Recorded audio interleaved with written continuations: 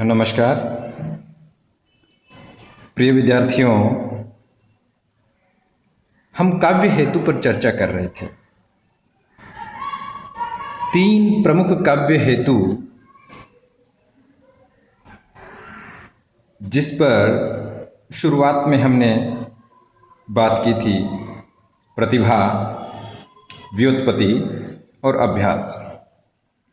प्रतिभा को अब तक हमने पिछली 3 ऑनलाइन क्लास में समझने का प्रयास किया कि देखिए प्रतिभा के किस प्रकार के प्रकार होते हैं, प्रतिभा किस प्रकार से सहजा और उत्पाद्य रूप में काव्य सृजन में महत्वपूर्ण भूमिका निभाती है और प्रमुख काव्य हेतु है। तो दूसरा जिस पर आज हम चर्चा करने जा रहे हैं, तो दूसरा प्रमुख काव्य हेतु है व्युत्पत्ति। व्युत्पत्ति का अगर हम अर्थ जाने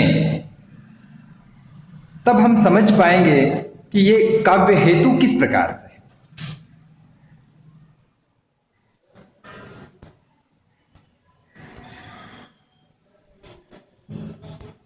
मैंने आप स्क्रीन पर देखिए, व्युत्पत्ति की एक बहुत छोटी सी सरल सी संस्कृत उक्ति है, उचितो अनुचितो विवेको व्युत्पत्ति। यानी उचित और अनुचित के अंतर करने का जो विवेक और बुद्धि है वही व्युत्पत्ति है।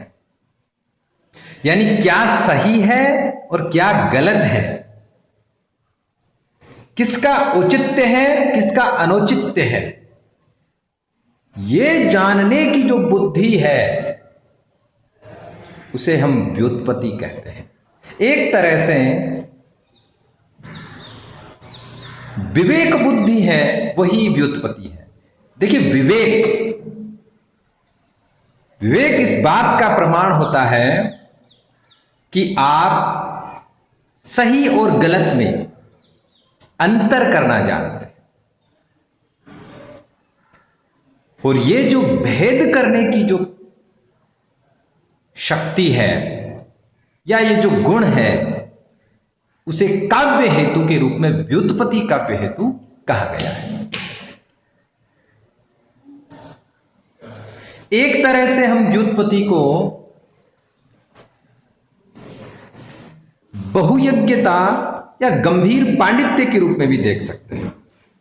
यानी आपको जीवन की अनुभूतियों का व्यापक अनुभव,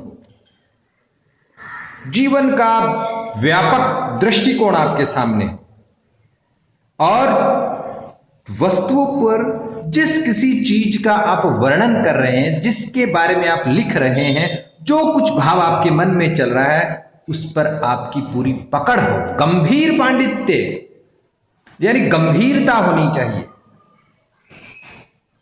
तब जाके व्युत्पत्ति काव्य हेतु बनेगा। अन्यथा हर गलत और सही में अंतर तो हर कोई करता है, लेकिन वो काव्य करने वाला काव्य हेतु नहीं बनता है।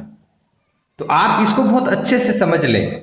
जो दूसरा काव्य हेतु है जिसे व्युत्पत्ति कहा गया है, उसका संबंध विवेक से है, और ये जो व्युत्पत्ति है ये वो विवेक बुद्धि है जो कवि को उचित और अनुचित में भेद करने की शक्ति प्रदान करती है। और ये व्युत्पत्ति आती कैसे है?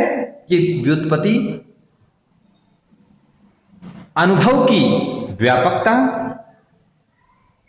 और घटनाओं पर मानवीय दृष्टि से समझ विकसित करने वाला गंभीर पांडित्य, यह व्युत्पत्ति को लाता है।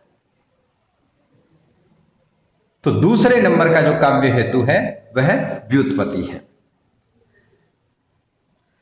अब तक हमने 2 काव्य हेतु पर अपनी चर्चा कर ली है, पहला प्रतिभा, दूसरा व्युत्पत्ति।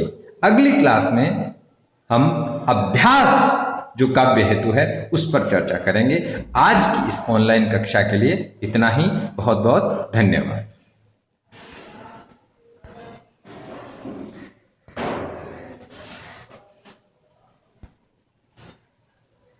ये तो